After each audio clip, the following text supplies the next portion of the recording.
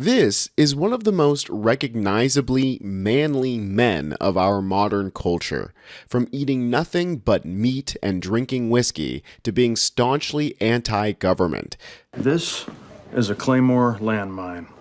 Use that to protect your property. Ron Swanson has become a cultural icon for mostly conservative men who feel that the government that was made by other conservative men is somehow out to get them. But the man behind the scowl and the mustache sees it very differently. In an interview he did with IndieWire today, he dived into why MAGA's assumption that Ron Swanson would have voted for Donald Trump is about as dumb as they are. Here's the headline: Nick Offerman on what the right gets wrong about Ron Swanson. Quote, dumb people insist he would have voted for Trump. The interviewer asks, I imagine many of your downstream opportunities came as a result of your success playing Ron Swanson. It must be frustrating to see people co-opt him in contexts that contradicts his values, much less yours. Nick Offerman answers with, Ron Swanson, a wonderful creation from much more brilliant minds than my own. People hold up for the wrong reasons and take their own reading of this true libertarian who was cool with everybody. And they somehow say, well, he had a shotgun, so he must be one of us. Like dumb people insist that Ron Swanson would have voted for Trump. And I don't deign to answer myself. I take it to Mike Schur, the main creator of Ron. And he said Swanson would have despised Trump because Ron loved capitalism. And Trump made the stupidest move you could make as a capitalist, which is to go into public service. He would think he's an absolute idiot. He would also despise him because he's disrespectful to women and many others. And that's just an example of all the people and value sets that Ron would despise because Ron is a good person. That's the difference between Ron Swanson and somebody like, I don't know, Donald Trump. And Nick Offerman has really gone toe-to-toe with these conservative losers. Like earlier this year on June 1st, the first day of Pride, Michael Flynn's son, Michael Flynn Jr., decided to post this. Good morning and happy Sunday. No quotes today. Just wanted to post how I feel about Pride Month. And he put the flag over Ron Swanson throwing a computer away, which prompted Nick Offerman to respond with, Ron was best man at a gay wedding, you dumb fuck. Hashtag happy pride. Like, I don't know how anybody could have watched this show and thought that this man hates gay people. And this isn't even the first time that he's gone to bat for the LGBTQ community against homophobes, because when he did HBO's The Last of Us, he was in a really beautiful episode in which Nick Offerman's character mourns the loss of his husband. And the amount of homophobic hate that Nick received was so great that he felt the need to mention it as a straight man during his acceptance speech. Thanks to HBO for having the guts to participate in this storytelling tradition that is truly independent, stories with guts, that when homophobic hate comes my way and says, why did you have to make it a gay story? We say, because you ask questions like that, it's not a gay story, it's a love story, you asshole.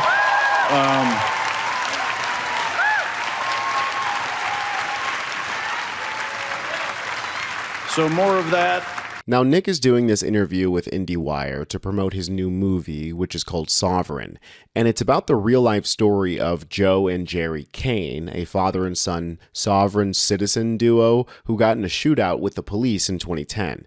And I think the perspective that Nick Offerman gives when he's talking about how he got into the minds of these characters really says a lot about our current political environment. He was asked by IndieWire, Sovereign presents Jerry's belief system subtly, almost seductively. What, if anything, was the core quality that you zoned in on when you started to build your performance?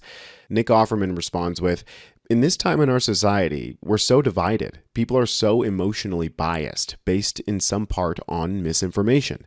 To see this really sympathetic portrayal of these victims of this kind of misinformation, and victims of the way our government is exclusionary towards the working class, like the way a family can end up homeless if you just roll the dice in the wrong way with your mortgage or medical bills, I said to my agent, I think I have to do this movie because my beliefs are sincerely rooted in a flawed human's attempt at decency, with equality for all and discrimination against no one. And even the people who are actually running the country right now telling us that the floodwaters stopped rising because of prayer. Even those people, I want them to be happy and healthy and have good productive lives. That's the marked difference, I think, in my political ideology, is there is a group of people who want everyone to have the same dignity and rights to life, even the assholes.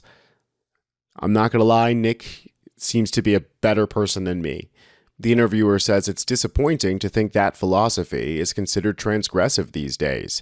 Nick responds, in wanting to be part of the medicinal force that is the arts, to use the power that I may or may not have in storytelling, when I finished reading the script, it made me think about the January 6 rioters. Sure, there are a lot of actual Nazis, I agree with that one, but there's also a lot of Trump voters who are very good citizens who are getting bad information. I actually also agree with that. And people are using our broken system for their profit, to such an extent that I feel like this film is an honest portrayal to humanize that struggle that people undergo. This last part, I think, really gets to the point of most of these MAGA people. You compassionately describe Jerry and Joe as victims, but he increasingly uses these philosophical beliefs to validate his own shortcomings. How do you draw the line where his victimhood ends and his culpability begins? Christian Siegel, which is the director, grew up with a sovereign citizen in his family. The movie is inspired by the true story of Jerry and Joe Kane, but there are scenes drawn from Christian's own experience as well. He's done such a beautiful job of embroidering the two together, and I remember specifically saying to him at a certain point, how do I justify Jerry? Is he a charlatan? Is he a mountebank? And how much of this is belief? And he said, in the cases of people who take those ideologies to the mat, who literally die on these hills, they often cross the line into mental illness. And that is the case with Jerry, that he got around to the delusional sensibility that these things are true, and that he is a victim who will defeat the government that is duping all of the rest of us. I think a lot of MAGA, most of MAGA, you might say, are like moms whose kids have all left their house and now they're desperately looking for something to fill their time, or a man who's worked his whole life to build up a business that ends up crumbling due to bad economic policy. Of course, you're going to be mad at the system, and any kind of answer that somebody will give you, whether it's Q or Trump or, just some other random weirdo on the internet, people just cling to that, and at some point it crosses the line into mental illness, and they actually go and do crazy stuff like, storm the Capitol. It's a revolution. We're storming the Capitol. It's a revolution. In the end, I think trying to understand why somebody would follow Trump even after all of the lies and the deceit and the villainy, it's hard to understand. It can be maddeningly interesting, though. And you guys know that we love to dive into Trump's psychology on this channel. So if you guys enjoy this kind of content and you want to see more of it, then you know where to find it, right here at Really American. I'm Tony Hinderman, and I'll catch you next time.